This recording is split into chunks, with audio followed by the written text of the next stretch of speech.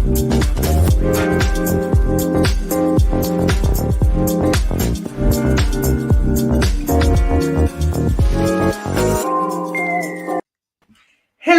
and welcome to Finance Conversations. This is the 68th episode of the Merging Life and Money Show, and I am delighted to be here today. For those of you who do not know me, I am your host, Marie-Jo César.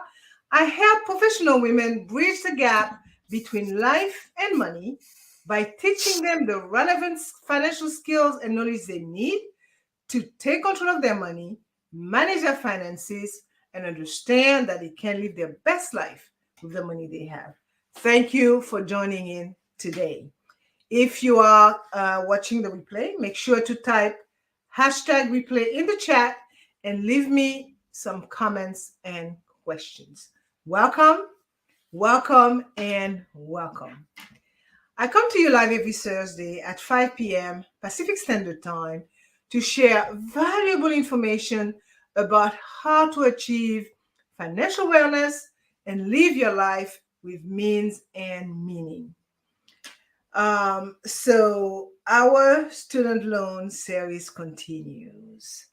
Okay, and this is part, I believe, 3 of the series, and part 2 of the college funding options. So my special guest, Eric Dudley, I should say, who is a frequent contributor to the Merging Life and Money Show, will address today other funding options for college. And if you recall, we're doing a series on student loan. And last week, Eric talked about the first part of the available funding options for students. So before I get into it, let me introduce Eric to those who have not met him.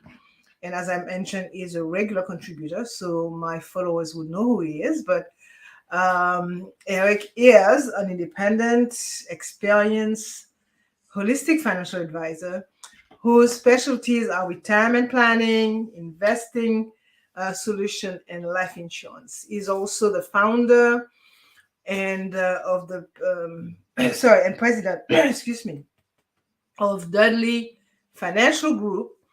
And one of his main goals is to help his clients build their best tomorrow while protecting them today. So welcome, Eric, to the show again. And welcome, followers and listeners. Thank you for joining in today. So grab a pen and a notebook, take some notes, and I think that you should, because this is very important information, particularly for those who are contemplating going to college or contemplating funding further education if they're already in college. So, and as you may know, the main objective of the Merging Life and Money Show and my very strong why is to empower as many people as I can with what I know about money and finance. So today, we will continue the conversation about the various funding options that are available to the students and their parents. So Eric will talk specifically about 529 plans, Coverdell ESA, Roth IRA, Index Universal Life or IUL, saving bonds, and custodial accounts, which are known by the acronyms UGMA and UTMA. So let's give today's show some context before I hand it over to Eric. This is again part 3 of our series on student loan. And I know that Eric would recap last week's show in a minute. So I will just say that the past shows have been very, very informative. And again, today, Eric will continue to enlighten us. So my take so far is that higher education can be a costly endeavor. And for many families, uh, um, it is, it could be a major challenge. So, thankfully, there are a variety of funding options available to help meet this challenge. So, today, Eric will take a closer look at some other options that are available for financing college expenses. And we will also discuss how to determine which option is best for you.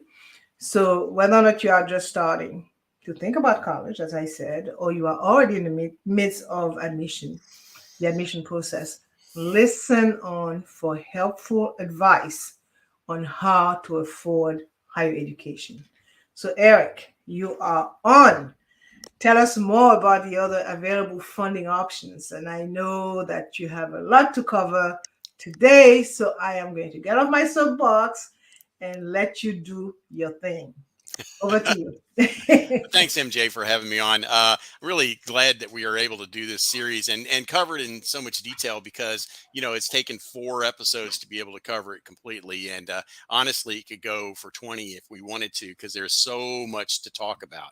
But what I want to do first is I want to go ahead and cover just a recap what we did last week. We covered some of the ways to fund college plans. The first one was the best one, the grants and scholarships. Grants and scholarships, best way to do it because, of course, other people are paying for it.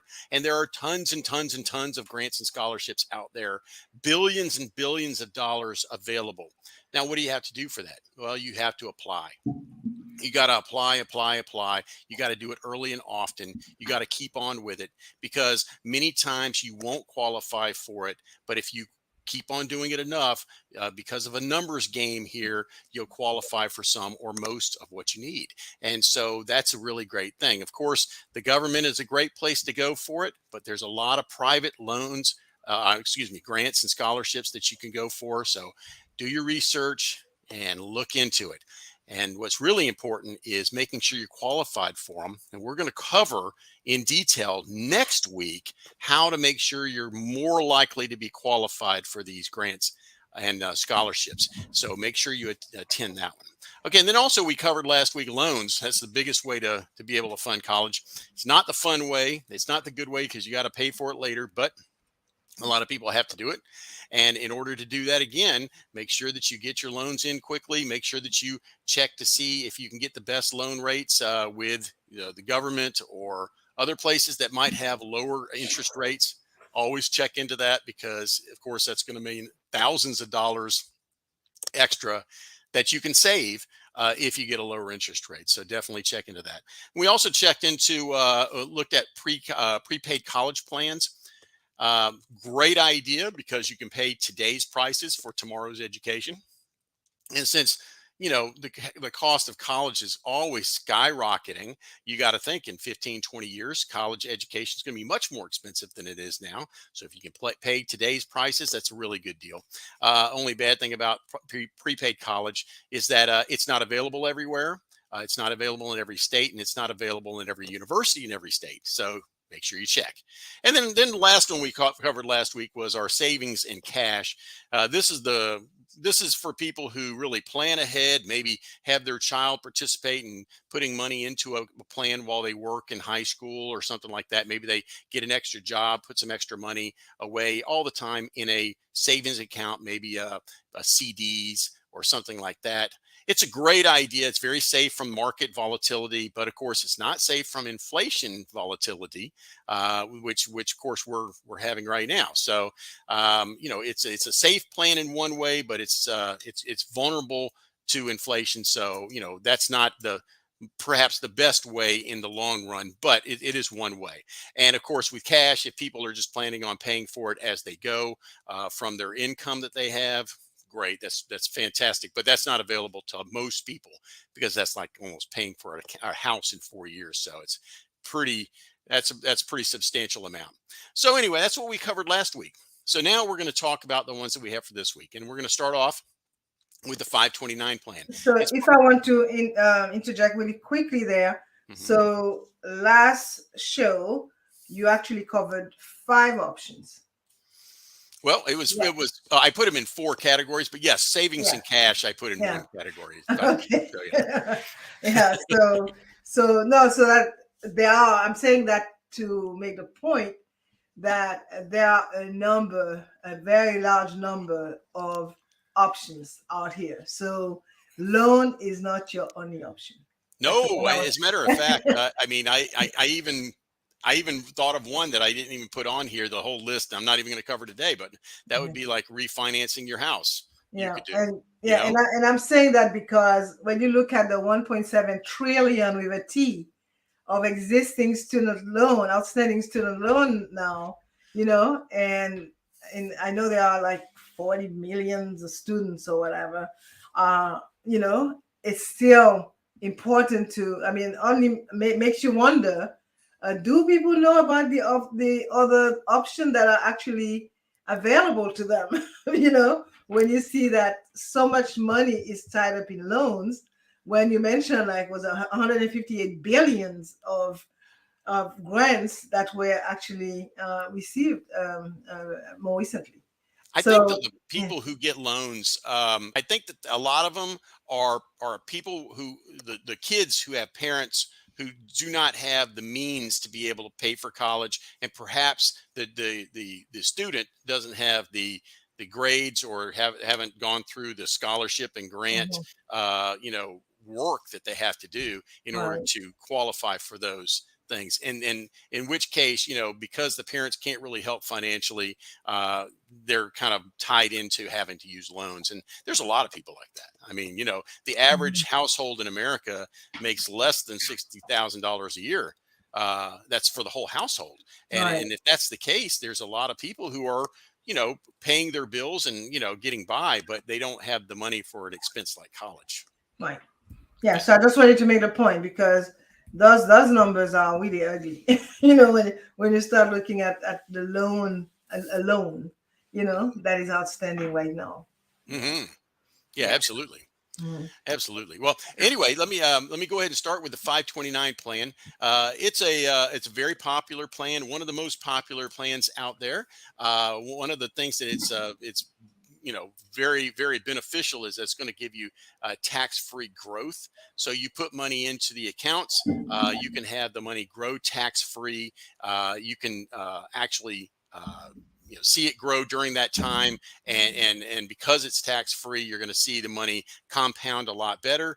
And of course, the person can withdraw the money whenever they need it during the college years.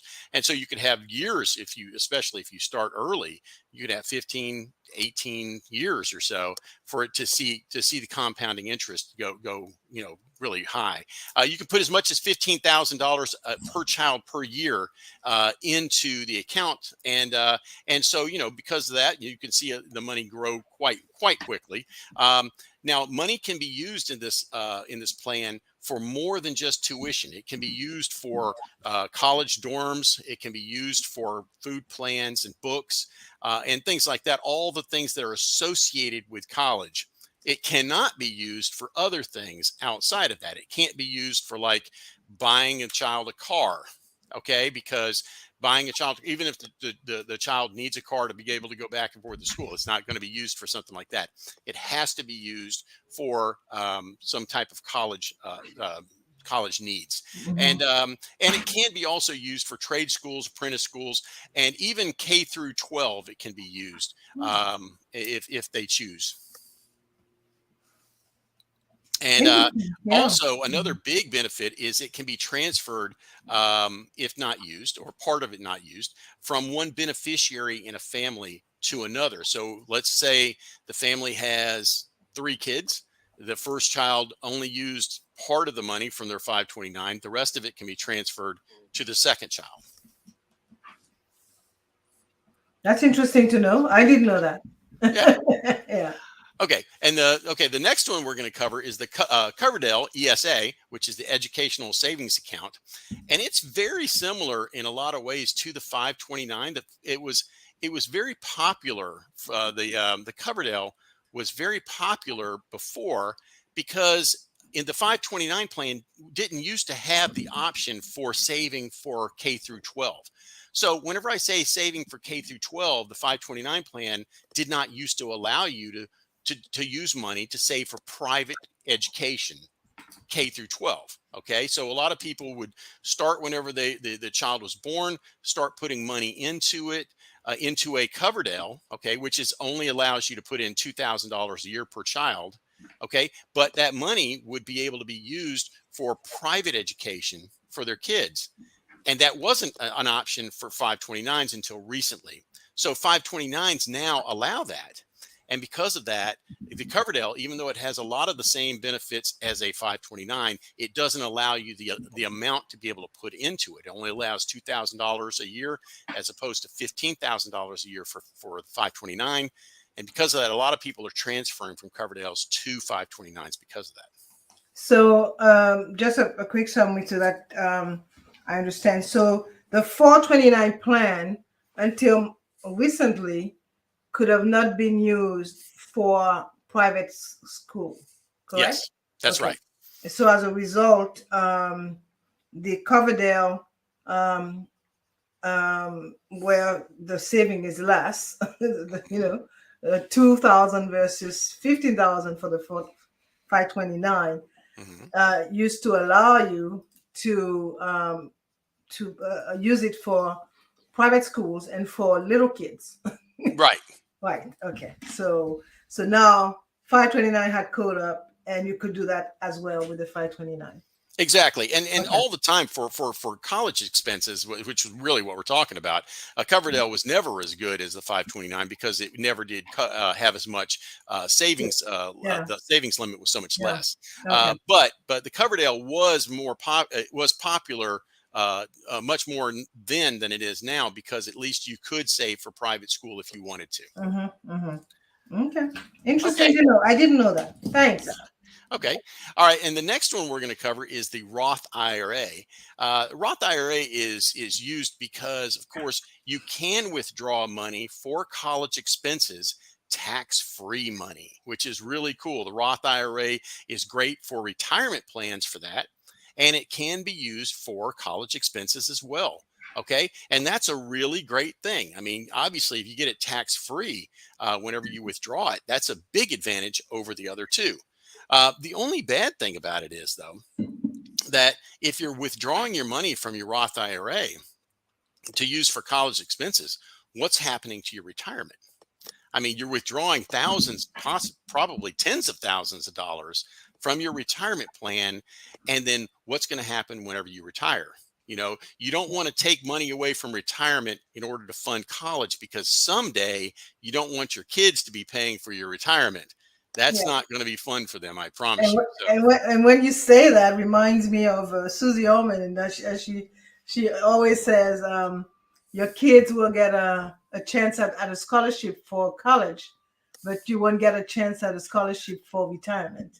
That's very good. That's keep very that in good. mind, right? That's why she gets paid the big bucks.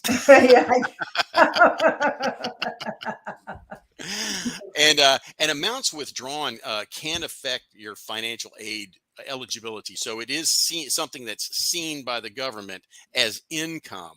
Okay. And that has to do with, do you qualify for a grant and do you qualify for a scholarships? Because income does have something to do with those qualifications. So IRAs have pluses and minuses as well. Okay, the next one is the Indexed Universal Life Policy. Now, I don't know if you listened to the show that I did several months ago on Indexed Universal Life Policies, but they are pretty amazing. Okay, what it is it's a insurance policy that will give you a death benefit, but it's not designed because you need a death benefit. It is designed to be a way for you to invest money in a way that you won't be risking the principal, because it's not actually invested in the market. It is instead indexed into the market, meaning that you can't have losses, but you can participate in gains. Okay. It grows tax-free. It's withdrawn tax-free. And of course, if the death benefit is someday used, when it's used someday, it of course will be given tax-free to your loved ones. So it's a really cool idea. Now, it can be done for a college plan. It can be in the parent's name, so the parent can use it to pay for the child's college, or you can put a index universal life policy in the child's name, so that they will be able to take the money out for college. Okay, and the way you do it is you take it out in policy loans. Now you say, well, okay, you're going to have to pay interest on that, and that's true. You will. However, these things are designed because they're planning on using loans. They are designed to be able to take money out without ever having to pay it back, as long as you can make some money from these indexed. It's indexed. Right. So you can make the money back without ever actually having to pay the loan back, which is a really interesting way of financing. It's really like a private banking, okay? Okay. Which I don't know if you've heard of that. Yeah. So could we go through that again, because that's important information there. So the IUL, which is the Index Universal Life Policy, offer you a death benefit, but you don't really use it for that purpose specifically. It's more of an investment vehicle, if you will, for lack of a better term, that is indexed to that is indexed, period. And so and I believe they have caps and floors, right? Stuff like that. Yes, right. Yeah. So you can actually withdraw from your policy tax-free at any time. Yes. Well, there are some conditions. So tell me, and you said that you could actually have a policy, such a policy, in the name of a kid. Okay. So, but the withdrawal would be done by way of policy loans instead of straight withdrawal. Yes, and the reason why for that, okay, if you take the money out, okay, then let's just say you had $200,000 into a index universal life policy. Okay, Right. You have $200,000 in cash value. So if you take $40,000 out, and at the end of the year, the index goes up 10%, and you would have made 10%.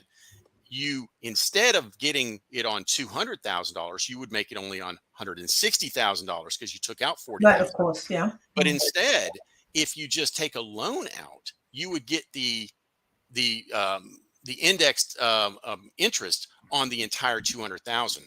Okay, But so the flip side is that you are charging interest for the loan. Yes, exactly. Okay.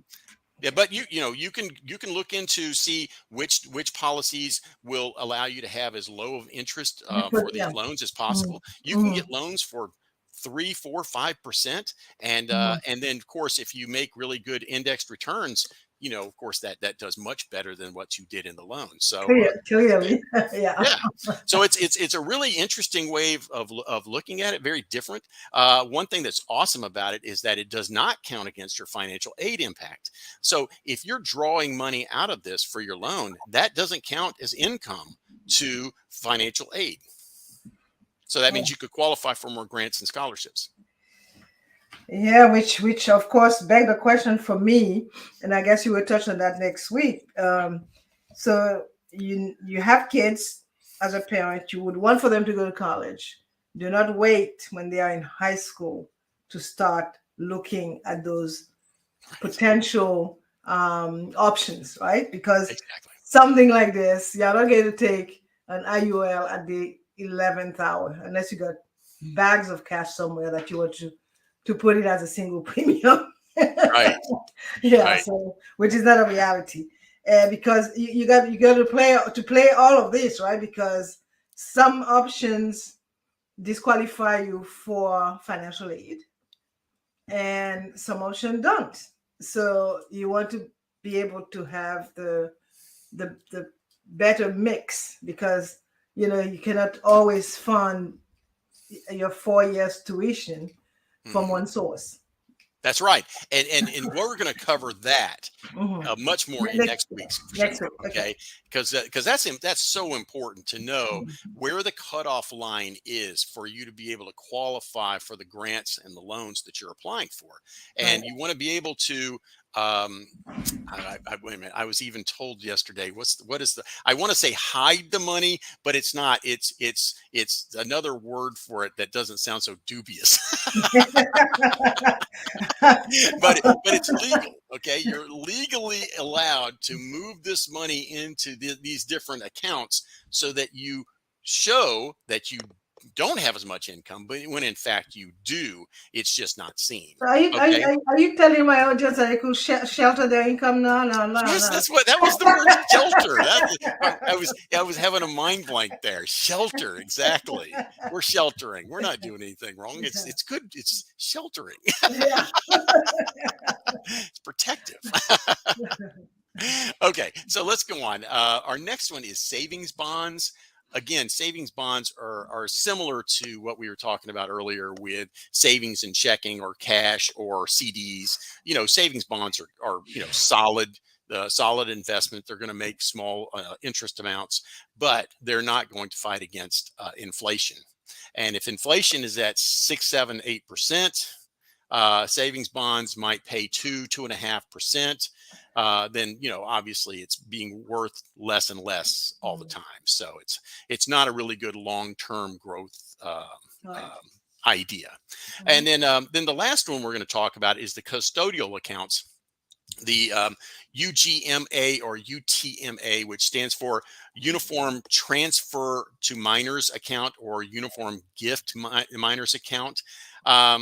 These accounts are going to be in the child's name. They're going to be earned taxed earned at a child's tax rate. Okay, so when the child takes out money from these accounts, instead of it being paid, the taxes being paid at the adult's rate, which the adult's rate might be 24%, 30%, 30 something percent, whatever.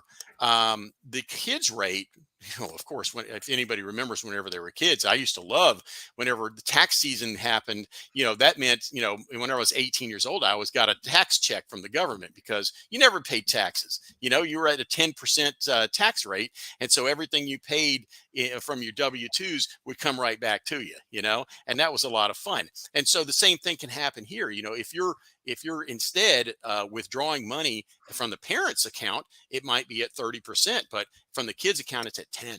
And so that makes a big difference, Sure. And so that's why something like this is very popular. And also another popular part is that you can give $15,000 per person, adult, or $30,000 for the couple, okay, per year, without incurring a gift tax to the child.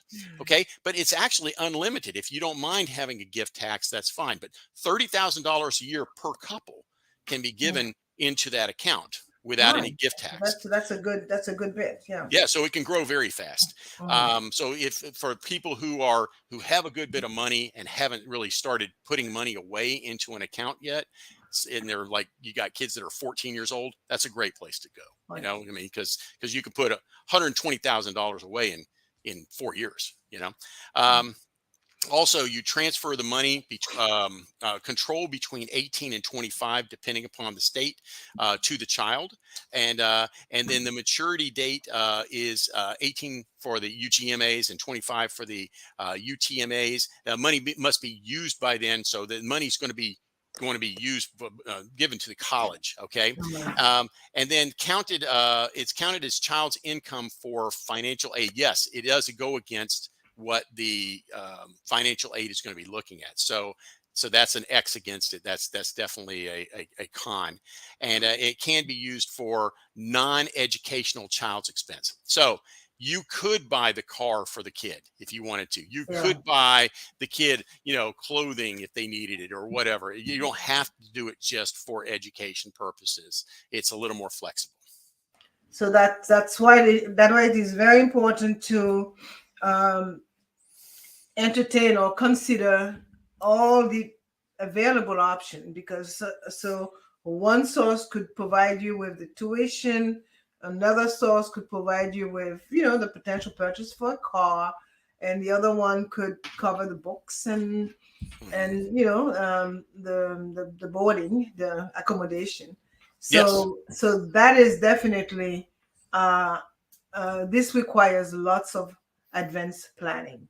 Hmm. So if and when you decide that, okay, your kid is going to go to college and you are going to be wanting to assist them with the cost of college fees, period, which is not just tuition but a lot other things, it is important to start planning and inquire about those options, because again, I am still flabbergasted to see, the amount of student loan that are outstanding today in 2022, knowing that there are at least 9 other options available to parents and students, for them to finance their studies.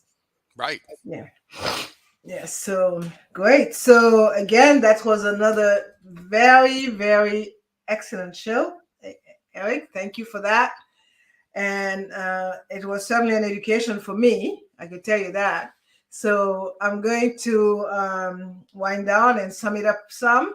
So today we continued talking about our topic of the month, which is student loan, and we focus especially about other funding options, other college funding option. And you zero in on 529 plans, Coverdell ESA, Roth IRA, Index Universal Life, saving bonds, custodial accounts, such as Universal Gift to Minor Act and Uniform Transfer to Minor Act. So, as I see it, for many families, the expense of education remain a substantial financial issue, and many continue to misjudge the sticker price.